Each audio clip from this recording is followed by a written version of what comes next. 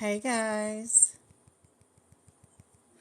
I got a couple of E&M questions that I had from today's workshop I wanted to go over. The easiest thing to do with these medical coding questions is to go straight to the answers first and then look at your headers first. These two codes, because they have the two zeros in them here at that particular section, that means that they are a new patient, which is super helpful. And these that have the 1 in them mean that this patient is established. So checking out your question and doing that first will help out a bunch. So we see the word returns here, and that means that the patient is an established patient, which is super helpful. Then that means you can get this down to just a 50-50 shot, and then you just have to check out your time or your MDM to see which answer is correct. So this MDM is low, so that association goes straight with our 213. If you use that page 17 in our 2022 ICD-10 book, it can be helpful because it's got the low or the straightforward based off that 12 and 13. So that can be helpful. We just have to look up the MDM, and since it matches with low, we can pick low, so we know D is our answer. So that's super helpful. I like it when it's that easy. Let me bring up another question from tonight's workshop that was E&M. So I had this one, and if you just look up the codes first and figure out what the differences are, the 99305 is a nursing visit, right? This is for a nursing facility. 99305. And then our 99235 is our observation. Yep. And then this one is our admit hospitalization. And then this one is a subsequent nursing facility visit. So then you just got to look for the keywords that mean the differences between those codes to pick out your right answer. So for this one, we're just going to see that the patient,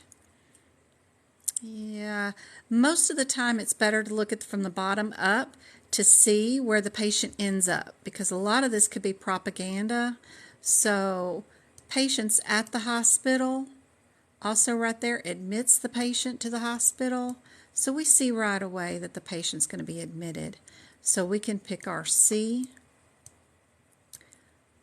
because all these are nursing facilities, and then this one's observation, and that's not what they got sent to. They got sent to the hospital and admitted. They may have started out at the nursing facility, but that's just there to confuse you. Start from the bottom up and see where the patient ends up. What am I coding for today? I don't need to know all their history. That'll keep you straight right there.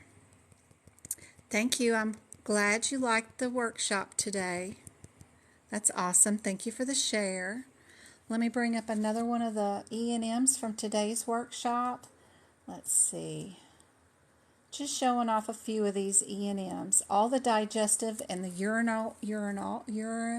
urinary questions that we went over are on our Zoom meeting. I'm waiting on it to finish rendering right now, so I'm waiting on that. Here we go with another one that's just a difference first off the bat, whether we're new patient or whether we're established. So we check out our first sentence, and it does say for the first time, so easy peasy. All we got to do is mark out those established, and then we just need to figure out if it's time or MDM. So we look through our question. I don't see an MDM mentioned, but I do see a time. And since a new patient for this particular CPT code can go up to 70-something minutes, we're in the clear, and all we got to do is bill our C. We don't need to add another add-on code. And again, most of the time when it's an AAPC CPC exam question, if it's a difference between one CPT code or two, Most of the time, not all the time, but most of the time, it's just the answer with the one code. Let's see if we got another one.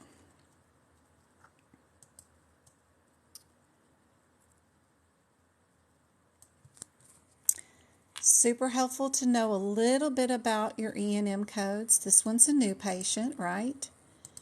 And this one's established. I know that these two are wellness exams. The ones that start with the 8s are new patient, and the ones that have the 9s in them are established patients, and they're all under wellness exams. So first let's check out our major header. Are we new or established? And we've got that they've been seeing somebody for 2 years, so I'm pretty sure they're going to be established. We can get rid of the 2 new visits. Then I just need to see, am I seeing the patient for a regular office visit or am I doing a wellness exam? So we see what they're here for today. They are here for their yearly well. That's all I needed from that question. And that tells me right away A is the answer. Super, super helpful just to be able to clear those E&Ms that way. I'm not reading all about this patient, who they are, and none of their history. All I'm doing is picking out words that I need from the question just to eliminate answers. That's a much better way of going about answering these questions than reading the question and then looking up all the code descriptors and then trying to figure out what the answer is. It's going to take you forever. So my next one, I have two critical care codes. That's what my 91 is. And the only way to code that is with time. Then this one is just a procedure, and this one is a subsequent hospital visit. So just knowing a little bit about what the codes are is super helpful. So let's check from the bottom up and see what we got. We do have 30 minutes of critical care time, but if we did do a procedure and we are billing for it, like intubation, which is our 31500, we have a guideline that says if you're going to bill it, you've got to take the total time that you spent on this off of critical care. So if we took 5 minutes off of 30 minutes, we would only have 25 minutes of critical care time.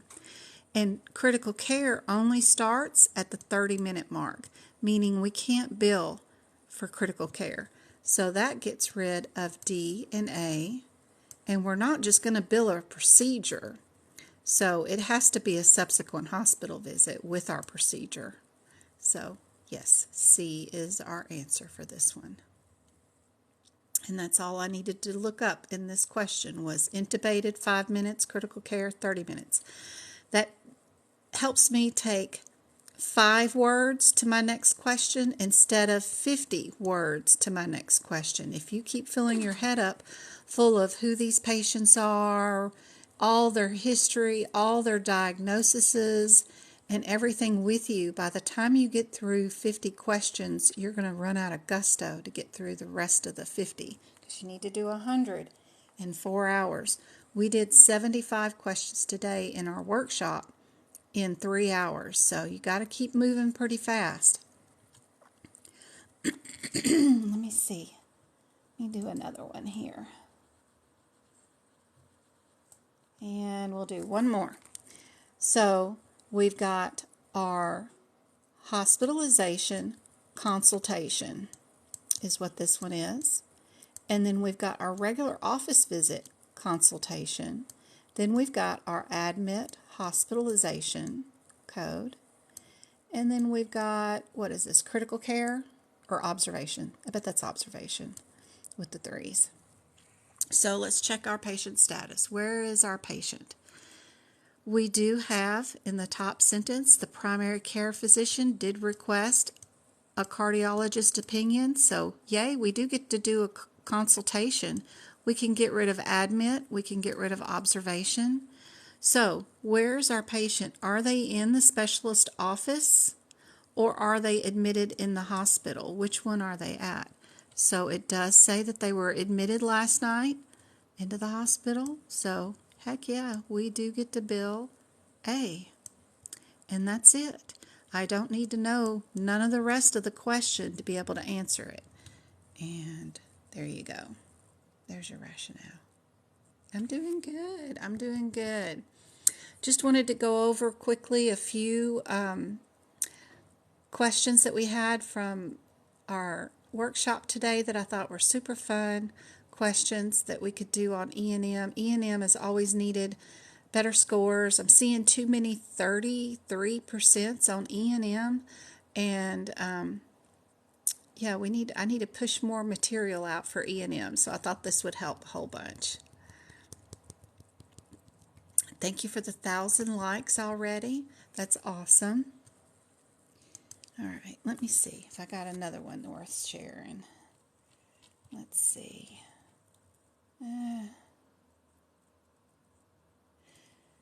This one is the chemotherapy one that was really kind of cool. It's not E&M, but it's a really cool medicine section one.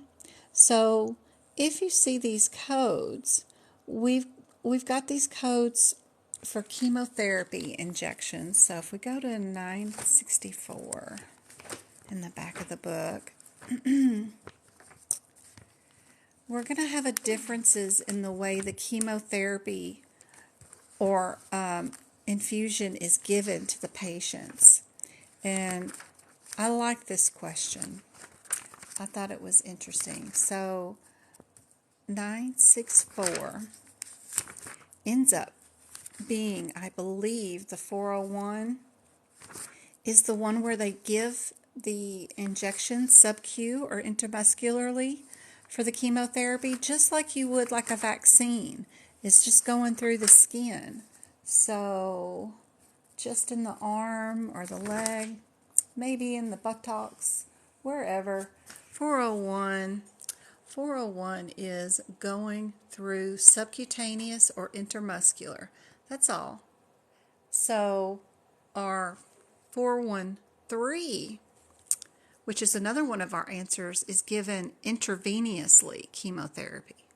Another one of our answers was the 09, and the 09 is given through a push technique,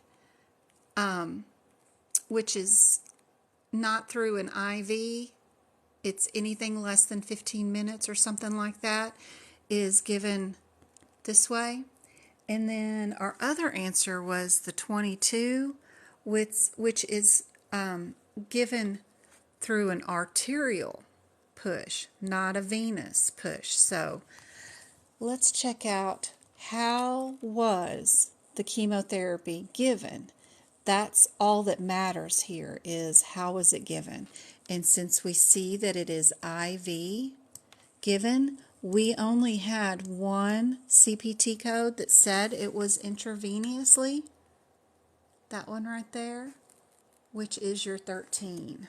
So that's all you needed to know from that question. It doesn't have to be like rocket science and you trying to understand a whole lot of medical terms, but you can break it down if you prep these CPT codes ahead of time and know that this one's given IM or sub-Q, that you know this one's given by IV, that this one is given for a push technique, which is almost like the 01, but different.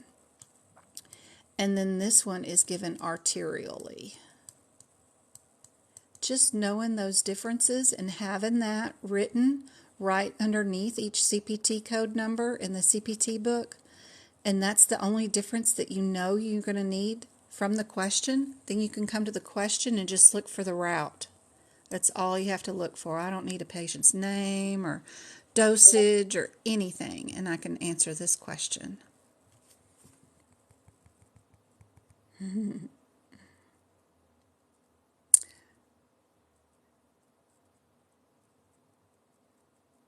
I'm just reading else.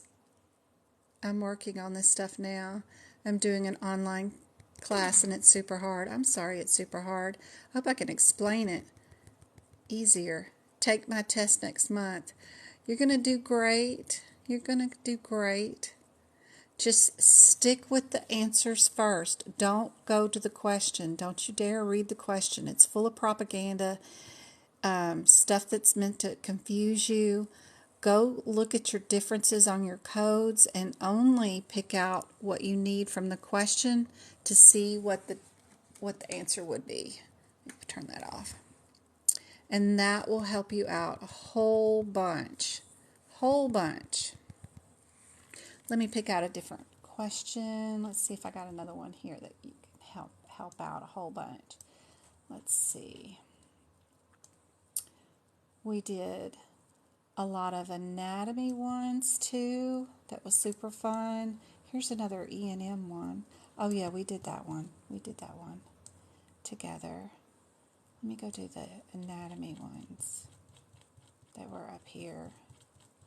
Up in the very top. We could do those rapid fire. All right. They love things that are inside of each other, things that are listed together. So, do you know what's inside your small intestines? Do you know what's inside your large intestines? If you don't, be sure you get those written out in your digestive system, on your digestive guide that we have in our CPT book. Yep. So this little guy right here, you can just make a list of what's included in your small intestines, what's included in your large intestines, and just have that list available so you know you can run to the intestine guy and have that list. That way, when you run across these questions, you'll be able to answer D right away.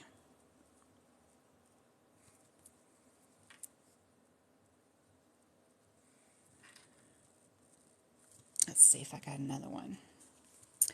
What is in the upper right quadrant of your abdominal area? Knowing what items up there and what isn't, what's lower. That's always a fun question. Which one's right, which one's left? They always want to know. Make your list. Make your list of what body part is where. You'll know this one.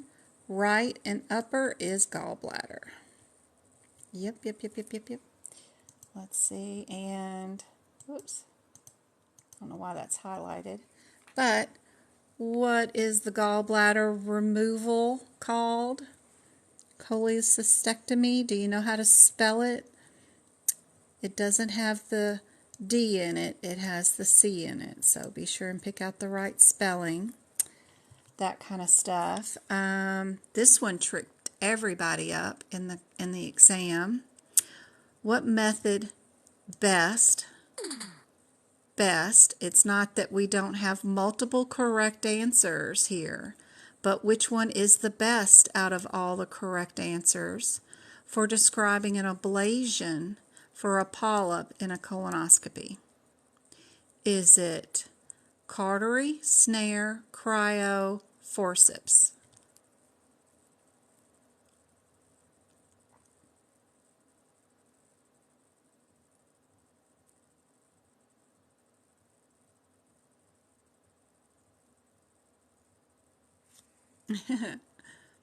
Where can someone take this course? I teach for free here on TikTok, so I don't charge anybody for a course. I teach for free. The only thing that I possibly charge for is tutoring if you want one-on-one with me, which can be scheduled at medicalcodingbyjen.com, but I'm usually pretty booked. Or if you want copies of my notes, page by page, of all the stuff that I write in my CPT and HIPICS book, then I charge for those. But other than that, I teach for free. I have a free study group on Discord that has free practice exam questions in it. I teach 3 nights a week, Monday, Wednesday, Friday here. I do have workshops once a month, but they're only $10. I know a lot of people charge a lot of money for workshops, but I do 3-hour workshops on Sundays once a month for $10 if you want to join in on that. Today during our workshop we did 75 questions and practice those. I teach from the exam certification point of view, not from a medical coder point of view, like teaching you how to medically code, because it's all going to be different when you get a job. You're going to have to learn their hardware, their software, and their contracts. They bill differently based off their contracts of each health plan. So it's going to be all different compared to a course. And to pass the medical certification exam, it's a 100 question test, and I like to teach from that point of view because they'll train you how to code at the job because they have to, because everything's different at each place. So you just need to pass this test, and I like to teach from the exam point of view. The best answer for this one is cryosurgery. Even though a lot of our practice questions use the hot biopsy and use the snare, cryosurgery is the best description of an ablation, which is freezing. All right, let's see. And what kind of infection does this happen in? What organ system does that infection happen in?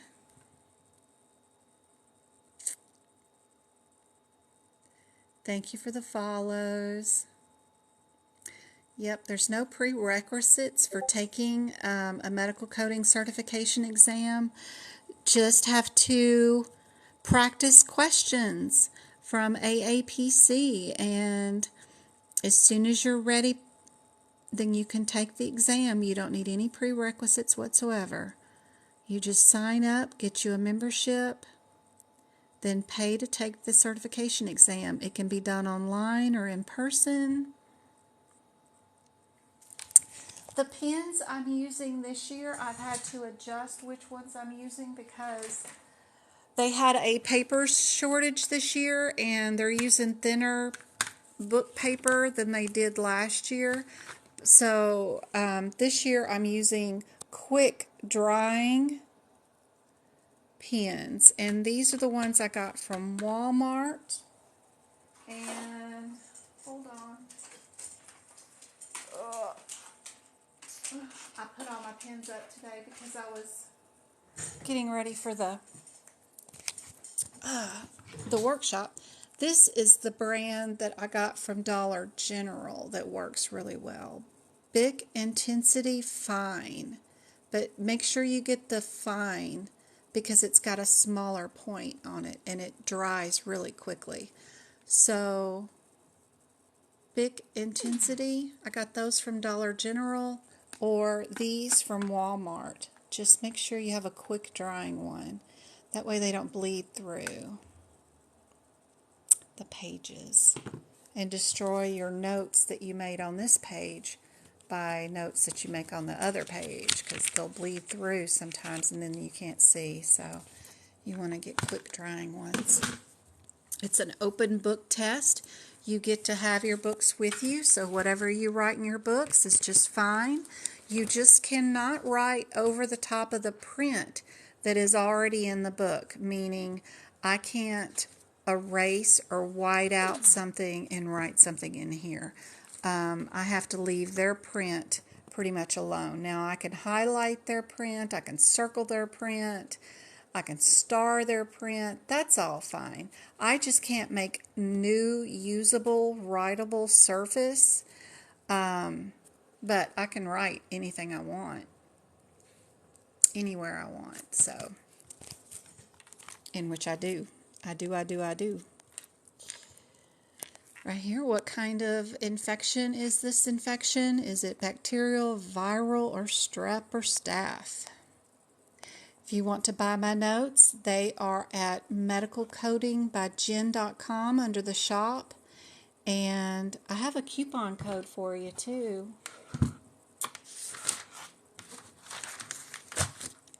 Let me write it down.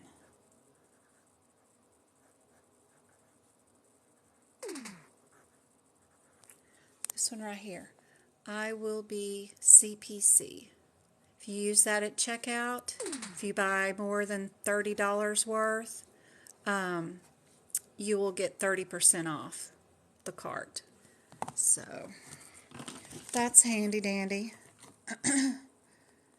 But I teach for free. I post my repeat lives, all the stuff that I teach you guys free on TikTok. They're all on YouTube. So you just go to medicalcodingbyjen.com, and that's what my website looks like when it pops up. You will have a social media tab where you can find our Facebook group, our TikTok, of course, our YouTube photo, all the replays of every class I've taught. They're all there. And then our Discord is our free study group, which you can get help with all your homework. If y'all are taking courses right now, you have practice questions you don't understand, don't know the answers to questions, and you need help, post them in here. There's somebody in there all the time that can help you out. Now, on my website, if you want my notes, just go to the shop right there, and the notes are there, and you can get free help. Also, if you go under members only, you can go to CPT Book Prep room, and that room will show you my notes that I make, and you just tap on them, and it'll give you the instructions on what I'm doing and why I'm doing it. So you can make your own notes like mine. You don't have to buy mine. I'm showing you what you can do. And maybe if you buy one section and you use this, you'll know what I did, and then you can use that and make it across all the sections. So I've even got it down for ICD-10 on that page, and HitPix on that page. Show you how to book prep your own books. But ICD-10 is on there too, and so is HitPix. I have some book prep videos on digestion system right there. That's how you book tutoring one-on-one with me, or my workshops. I don't have any more workshops yet scheduled. I'll do one in December though. But there's the one-on-one tutoring, and there is the workshops. And I'll do one in December. I just don't have it scheduled yet. We'll do E&M pretty hardcore in December, I'm sure. And shop. April, I always do a workshop for free because it's my birthday month. So I do a workshop free during that month. I just can't get the shop to come up. I don't know what I'm doing wrong. But anyway, all the notes are there if you need them. And you can even buy, not today's workshop, I don't have that posted up yet, but you can buy the last workshop that I did in September. It's posted up there for resale if you wanted to watch the replay of that 3-hour workshop. It's up there for sale too, so up to you. This one is a bacterial infection. A is the answer. Anybody know what the name is for a renal calculus? This is also called a stone. Which one is a renal calculus?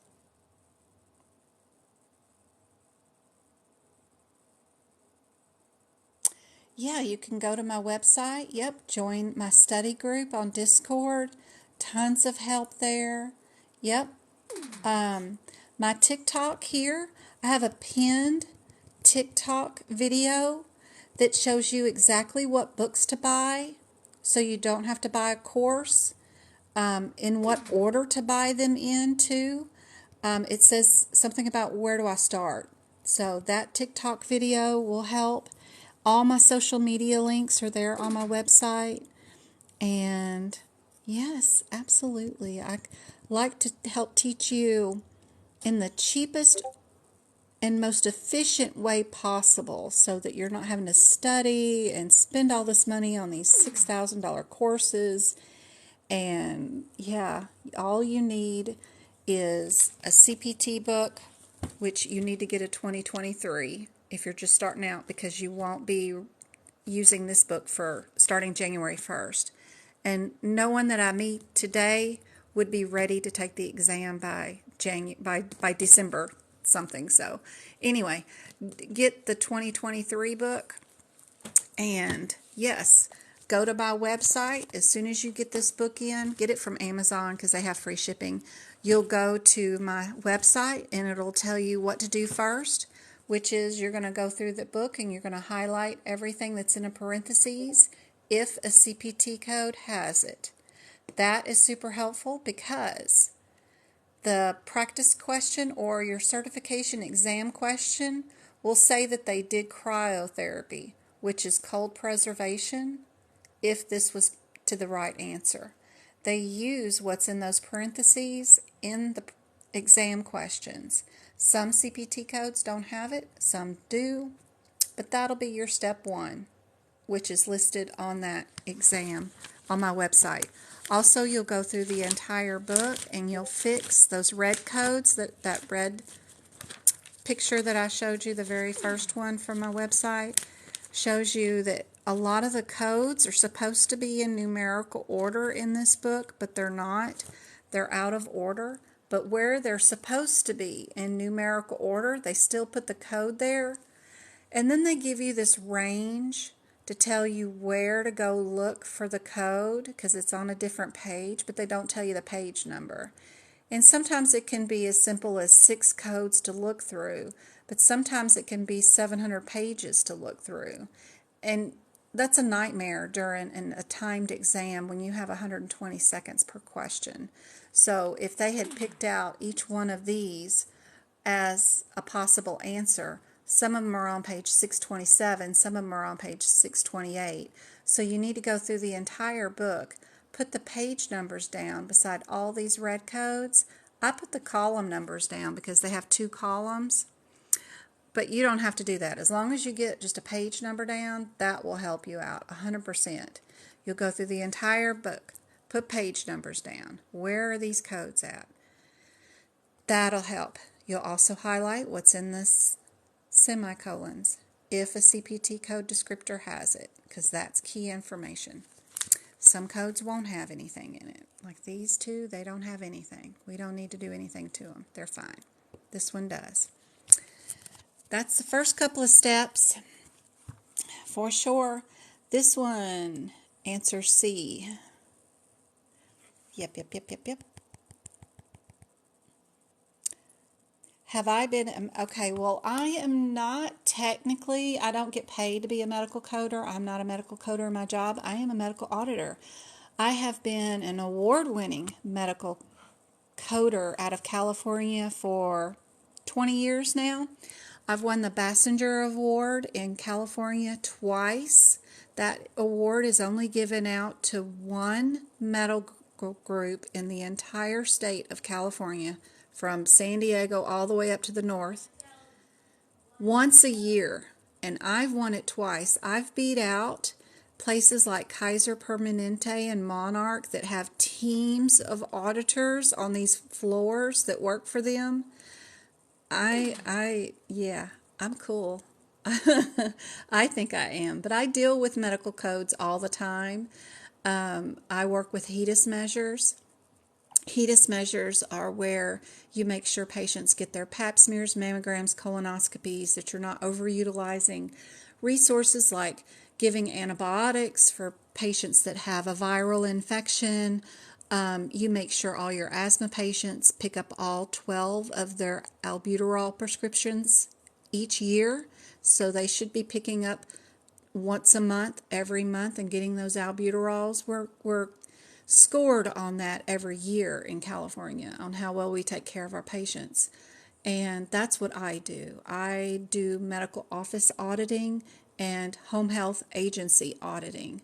That's where my passion is. My passion is not CPC or coding, but I noticed during COVID, I saw so many people suffering because the retail jobs had crashed, or vacation ones had, people that worked at hotels, in the restaurant industry, and everywhere else were laid off or couldn't work. So the next thing people thought of was medical coding and billing, right? It's a job where you won't lose your job. You could always do it. And I saw people suffering and not being able to pass this exam. And I thought, there's an easier way. And AAPC gave away a free course during COVID. So I thought it was interesting, and I just took the course because I had downtime. Our audits got canceled. I was still working, but I just had downtime. And I've always been interested in learning more about my medical field.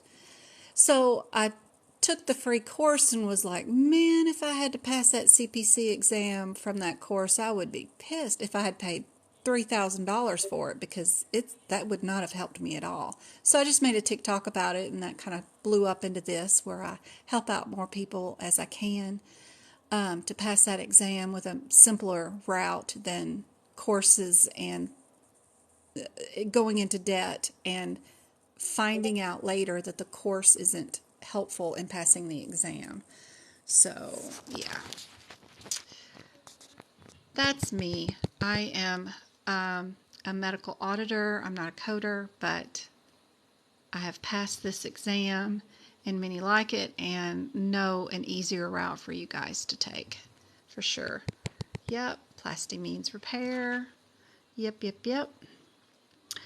Which one is in the pelvic area? Two of them start out with S. I like to look for similarities in answers.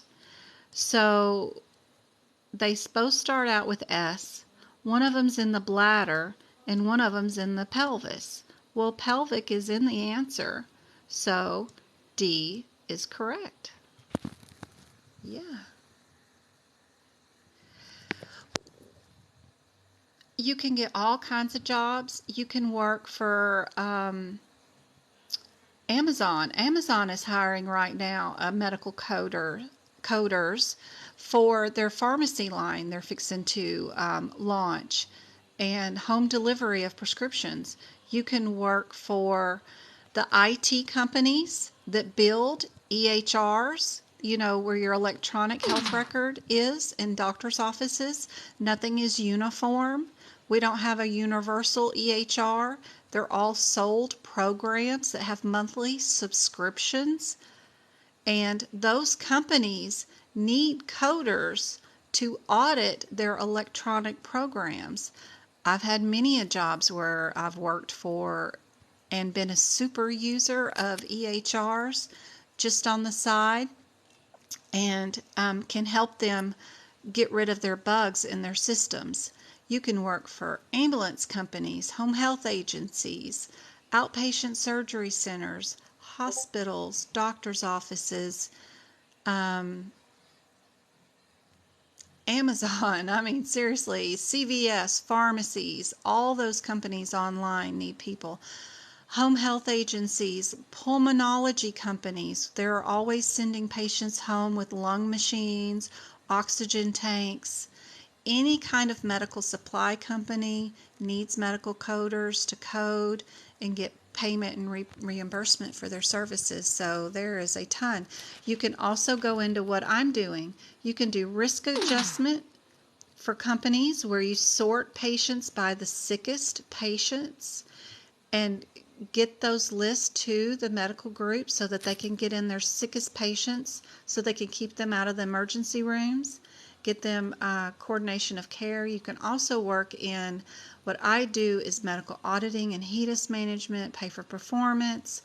There is so many healthcare industries you could get into. You could become an auditor and audit how claims are done in doctor's offices, at the hospitals, and at the health insurance plans point of view too. Yes, if you're already a nurse, I did OB and delivery for many years. So if you're already clinical and you're already an LVN, an RN, or even nurse practitioner or an MD, you can absolutely get your medical coding certification, I swear to Bob, and work from home for the health plans, doing just chart audits and auditing. And there's no quotas on those, which is nice. You get your time to evaluate the systems like they need to be audited, and it's a great job. I love auditing. If you're an RN, yes, you can do CDI. You can do anything. You can do risk adjustment. Yep. That way you get, I love doing HEDIS measures because I was clinical for a long time, but then I would see my patients pass away before I could get prior authorizations to give them medical treatment that they had ordered by their physician, but I can't do anything until the insurance company lets me, and it just got too hard. So I went into administration, and I love HEDIS measures because it is given appropriate treatment to appropriate patients and making sure that they get their screenings and stuff. So making sure they get their meds filled, making sure they get everything that they need, and the pay is higher. I can make more money as an auditor of HEDIS measures than I could ever being clinical on the floor in the hospitals, even surgery. So administration pays well. Plus, I'm only seeing the positive sides of patients. I don't have any patient contact. I do miss that, but I am getting them the resources that they need, which is why I went into medicine anyway, is because I'm a huge empath, which was why I'm here teaching you guys for free to get you guys a better income, which will better your families, which will better everybody's neighborhoods, which will better all of us, right? Healthcare is not going away anytime soon, and no computer is going to be able to do everything that we do. No matter what code they wrote in the computer system, they're going to need coders to identify guideline issues and things. So we are not going anywhere. It is a great field to go into. So, yep. What about this one? Anybody know what system is affected by this particular itis? Yep. You already got an associate's in administration? Yay. That's okay. If you've already got your associate's degree, perfect. Whenever you become a coder, you can run the department. And I can guarantee you a lot of people are going to be leaving medical coding as far as the older coders are going to go, because we're going to have ICD-11 show up in a year or two. And when ICD-9 went away and it went to ICD-10, I doubled my income because no one wanted to learn ICD-10. Well, ICD-10 is already a decade old, but every other country on the planet, except for the United States, is using ICD-11. Even the World Health Organization is now using ICD-11. The codes will be going from 6 codes length to 15 to 22 code lengths as far as many digits there'll be, but we're going to be able to code things down to a specificity that we haven't been able to do in before. We can't even code joint pain, like you have to do the bone that's in the diagnosis code book, so it's kind of funny. But anyway, I'm just saying ICD-11 is going to be forced on the United States at some point, so we will have to do it since ICD-10 is already over a decade old. We will. We've got some laws that said we should have went into effect as of 2023, but that obviously didn't happen. I think they snuck in some stuff during COVID to say, oh, we'll get to put this off for a while. So we'll see. We'll have to at some point. Yep. We're urinary. Good job. All right, here's another one. Let them retire. Y'all can swoop in, take over the jobs, and ask for more pay. Whenever y'all interview for a job and you get offered a position, remember, when they're offering you your benefit, never take what they say as thank you, God, and go. Always ask, well, is that the best you can do on your hourly rate or salary rate? Or even if they do come back saying that's the best they can offer, ask for additional sick time or additional vacation time or an additional or to get your health benefits 3 months early instead of waiting 90 days. You can always negotiate. ask them and instead of asking them or telling them a number, just ask them if that's the best they can do. Yeah, is that really all because a lot of times they reserve back because they're taught in HR, never offer the highest to anybody, offer the lowest and see, and then negotiate on up. So don't forget to do that, guys. I've always done that. Yes, we are B here. Yep. And what is the function of the pancreas? What does that sucker do for you guys? NHA, I've had quite a few of you guys. I think you've got 4 initials in your certification. It's like, it reminds me of Blue Cross Blue Shield. It's something like that. It's got some B's in it. But yes, I've got, I can help you too. I've helped quite a few of you guys in the last year and a half. Pass. You will be just fine. Yep, it is A. It supplies digestive enzymes. Isn't that crazy? Yep. What about this one? This question was on my medical coding exam way back in 2019. I took it during the beginning of COVID, right when that all started to hit, that end of the year, and my audit got canceled. I was like, dang it, now what am I going to do? Didn't need it, don't use it for my job, but decided to do it. I like to have more, I don't like to be bored.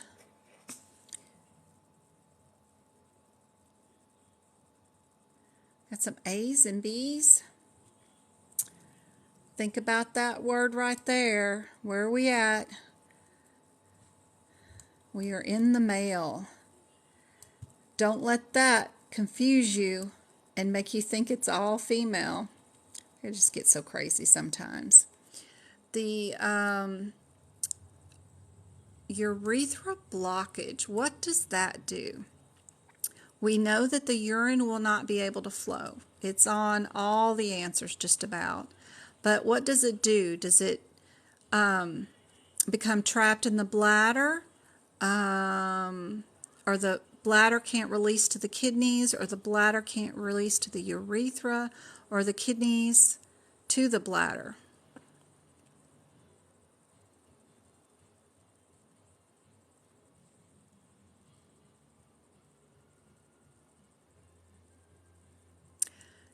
Nothing becomes but trapped.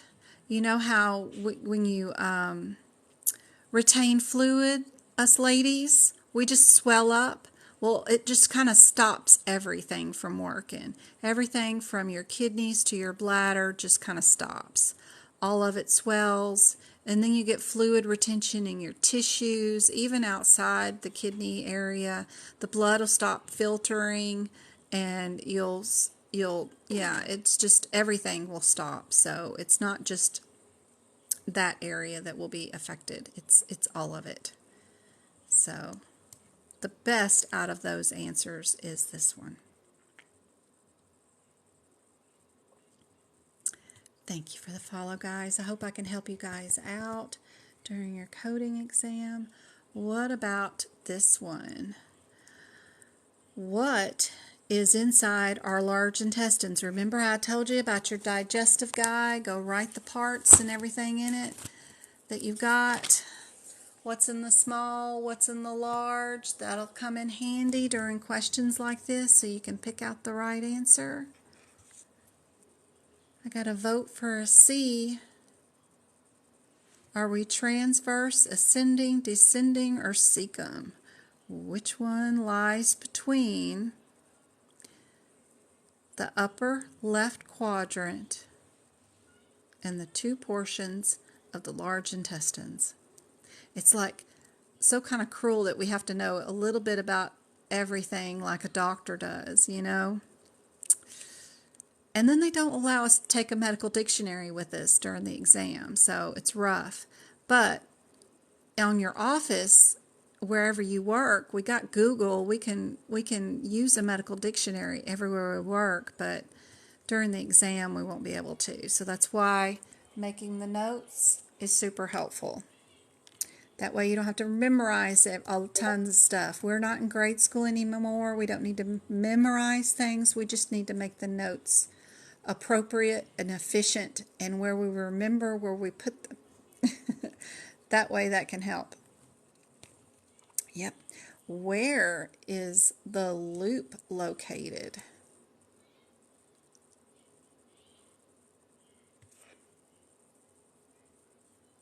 Anybody know where the loopy loop is?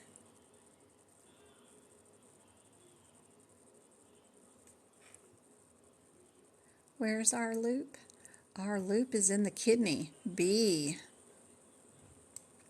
The kidney is shaped like a bean, and we've got those little loopy things, yeah, in our kidneys, yeah. Loopy loops. All right, which cell produces hormones that regulates the sugar? Which group of cells?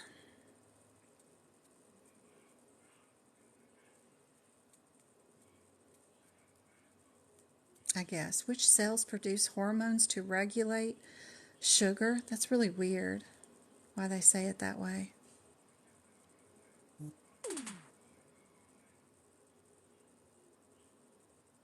They also call this thing the island of the Hager something or another. It looks like a beer advertisement, but yes, it is our pancreas, islet. Yes, pancreas takes care of blood sugar.